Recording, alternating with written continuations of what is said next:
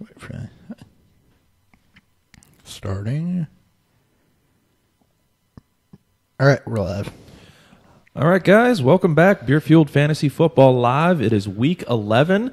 So I don't know about you guys, but we're pounding caffeinated beverages and trying to get going here. Well, chocolate milk is severely caffeinated.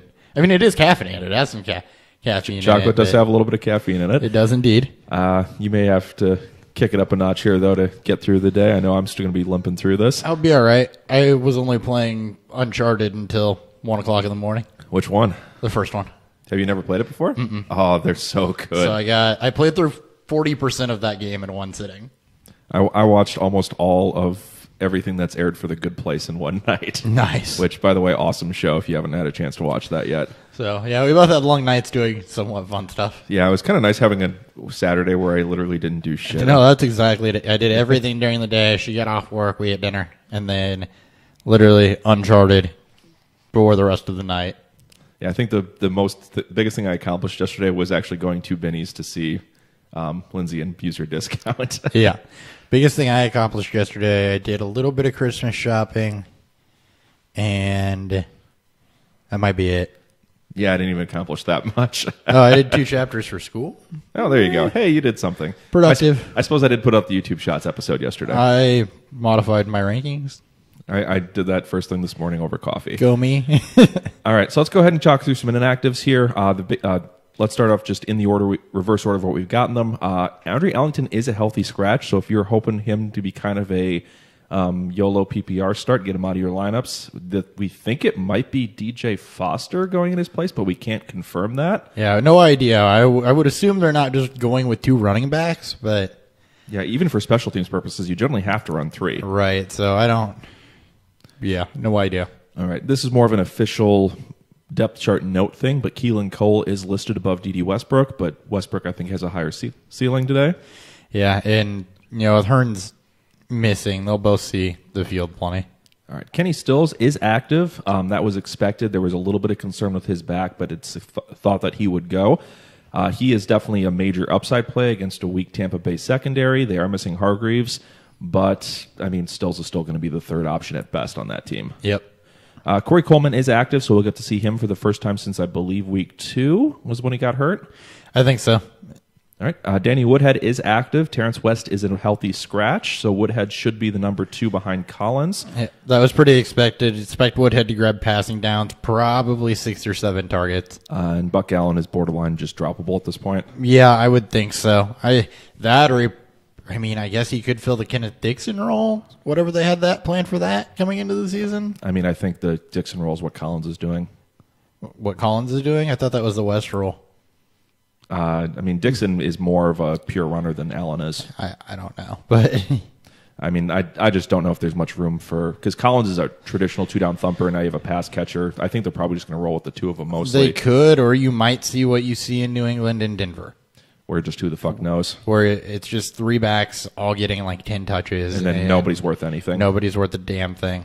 Yeah, my money's still on Collins for this week, but this is a game I'm going to be watching really carefully to see how they split up that usage. I hope you're right, because I'm starting him someplace. I am as well. Deion Sims is inactive for the Bears, so Adam Shaheen is the starting tight end again. Not really fantasy relevant just because he doesn't get used enough. Yeah, because of John Fox, don't be surprised if Daniel Brown mixes in too. Either way, but much like since Zach Miller killed his leg, you're not starting a Bears tight end. But don't be surprised if Daniel Brown's used more in the passing game with Deion Sims' mystery illness. All right, Brashard Perryman, this is kind of more of just a dynasty note, is a healthy scratch today. So it looks like the Ravens may be getting ready to move on from him. So kind of the hope for anybody holding him in dynasty leagues is going to be, can he land somewhere and get a second shot to get his value back up? Yep, Michael Campanaro take his place. Yep, we already mentioned Hargreaves is inactive. Terrell Pryor is inactive. He was dealing with an ankle and was also just become a marginal player. I think he had about 20% of snaps last week. Mm-hmm. So he's basically done. Ezekiel Ansah is inactive, so that is a slight ding to that Detroit Lions defense against the Bears. Without a pass rush there, it's going to be tougher for them to get points because Trubisky doesn't really turn the ball over. No, he doesn't. He holds the ball a little bit too long because he is a rookie. They use him on a lot of bootlegs or whatever, which allows them to do that. But if the Lions are missing their best pass rusher, then that's a benefit to him, because if you give Trubisky time to throw, he is pretty accurate. All right. Kevin King is inactive as well for the Packers, so that is going to be a slight ding to their pass defense. I didn't see if Stanley was inactive or not. To the big one, though, Sterling Shepard is inactive due to his migraine issue. He came down with that yesterday, hasn't been able to get healthy. So Evan Ingram stock, I think, gets a slight bump because we assume they're just going to feed him. Yeah, it should be Ingram and Darkwa is really the only two weapons that they're going to have. They don't have wide receivers. We've seen Traveris King flash a little bit. Shane Vereen could see an uptick in targets, but the last time we predicted that, it didn't go so well, so I'm not going to predict that this time. And then, Roger Lewis, I think, is probably the most likely to benefit. Yeah. They'll probably roll Lewis away from Peters and try to get him the ball a little bit, would be my guess. Yeah. All right. Fournette is active. He may be limited, though, so I did drop him in my ranking slightly. I moved him down to a high-end running back 2 as opposed to a low-end running back 1. And then I bumped up Yeldon slightly because I think he'll be the one who takes over for secondary touches. All right. Anything else to really go over here? Charles Clay is active and is going to go. We haven't gotten confirmation he's active. It is expected Charles Clay is going to go. In the 3 o'clock game, they're out in Los Angeles. Almost said San Diego there. And then Tyron Smith is going to be inactive tonight against the Eagles and is out. Is that tonight or tomorrow that they play? I forget. The Eagles? Yeah. It's a night game That's tonight. a Sunday night game? Yep. Eagles pass rush, Eagles defense gets a massive bump for that one. Or at least I think it is. Yeah, because it's in Seattle tomorrow night. Yes, that's it. Seattle, Atlanta tomorrow night. All right. Anything else we want to go over here for the games, or any other start-sit questions that you've seen that you liked? I haven't really looked for start-sit questions yet. I should probably do that. Just a couple that I've been getting a lot of hits on is a lot of questions about Kenyon Drake. Almost always have been answering towards Drake. Darkwa I've gotten a lot of questions for. I've almost always leaned towards starting Darkwa. So those are two players I've seen a lot of questions for that I'm leaning towards. The other one is a lot of people are thinking about sitting Devontae Parker, which I think is a big no-no. Yeah, this week. don't sit Devontae Parker this week. That was my start of the week, so don't do that. And Drake was Dan's. So yeah, those are two of our start of the weeks there. I'm trying to see if there's anything other major questions I've been seeing a lot of. The other one I've seen is I've seen a lot of Vernon Davis questions, and he's also a player I'm leaning towards almost always. Yeah, if you start whatever tight end is going in Washington, you kind of have to. The other one I've seen too is I've seen a lot of Fournette questions, but it's a lot of really dumb Fournette questions, like, do I start a gimpy Fournette or Latavius Murray against the Rams? It's like, no, you still start Fournette because you know that if he's playing, he's going to get enough work. He's got the better chance at a touchdown, and he's just overall a better player. So go with the talent, even if he's gimpy. Chris Ivory this just posted is limited with an illness. So it looks like it is definitely going to be Yeldon as the number 2. If you are looking for a desperation throw, he may not be a bad choice, especially because Yeldon is a really good pass catching back, and that is a way to attack the Browns defense. Yeah. I don't know that I've necessarily seen anything that I like too much. Just again, we were on Devontae Parker this week. You were on Blake Bortles this week. I'm heavy chips in on Blake Bortles, including even I started him over Phillip Rivers in the league. If you're looking for like a weather note, by the way, what was it? 45 mile an hour, I guess, in the Kansas City Yep, New York game. It's sustained 20 mile an hours with up to 45 mile an hour gusts. Yes, and then I don't know that I had any additional weather notes either. No, weather was pretty fine. Otherwise, it's going to be really cold and shitty in Cleveland, but it's not supposed to be windy. So that shouldn't really affect the game outside of the players being fucking miserable. Yeah, earlier they were projecting 20. See, how do you feel about the Seahawks doing better than they usually are against Atlanta? Atlanta's got a pretty solid defense. It's just kind of a general question about the Atlanta-Seattle game. So Atlanta's defense has been pretty solid here recently. And then Dwayne Brown, I don't think, is going to go. Right, which hurts the Seattle offensive line. Russell Wilson's a magician in the second half of the season, though. Doug Baldwin's been incredibly good since their bye week. So, I mean, I wouldn't be too worried about the matchup. I just don't know that it's going to be any better than what Seattle normally is. No, I I think would. that you're going to get what you expect out of them. I would even slightly lower expectations. I think I've had Wilson the lowest this week than I've had him in the last couple. I've got him at 5. Missing a left tackle, and then Just a what Claiborne did last week, Tack McKinley. The Atlanta's pass rush is good. That's kind of the strength of that defense. So. Yeah. But Wilson's mobile, and again, he's a magician. So if there's anybody that can perform against that pass rush, it's them. Yeah, I mean, but Prescott's mobile too, and he just got smoked. So if you got ends coming on both sides, it's really tough to get away. Yeah, it is.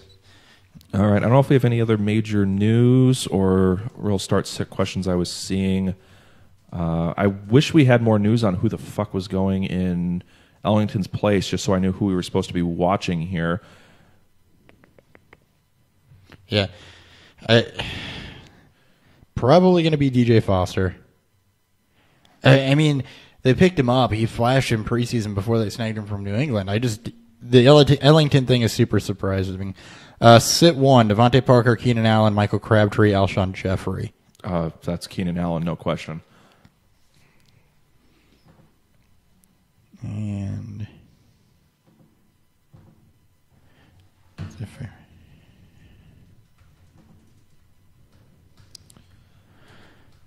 see anything else you like? For start sick questions, I can check for a few more.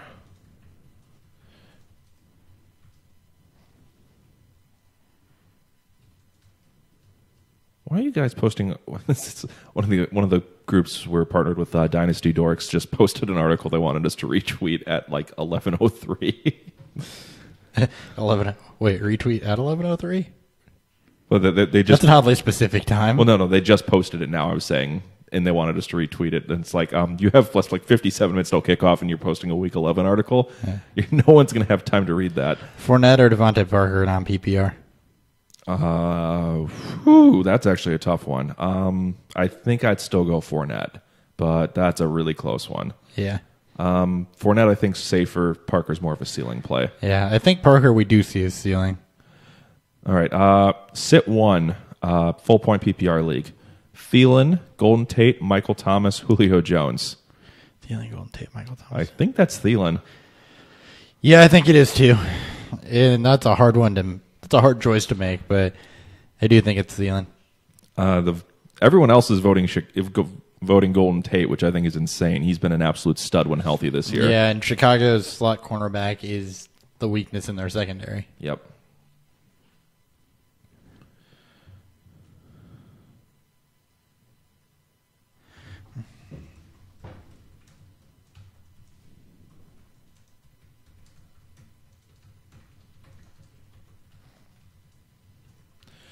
There's a bunch of Ivory questions that are popping up now. So yeah, Ivory is not the answer. It is Yeldon.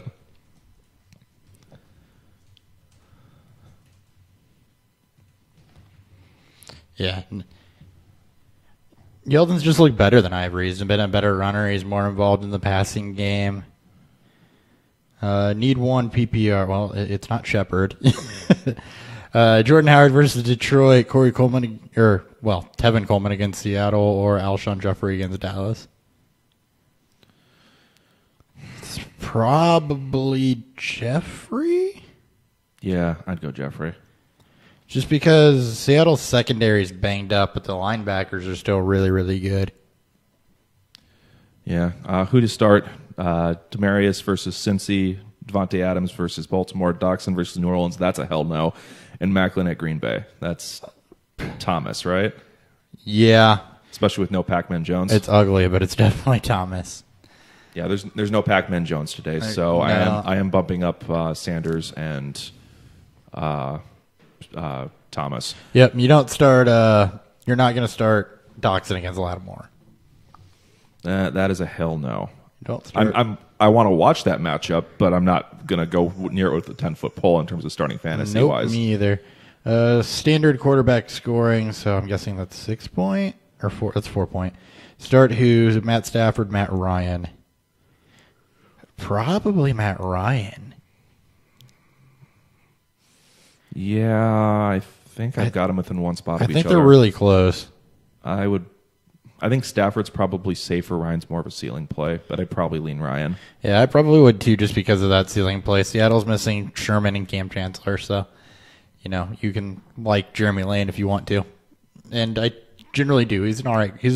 I think he'd be a starting quarterback on most teams, but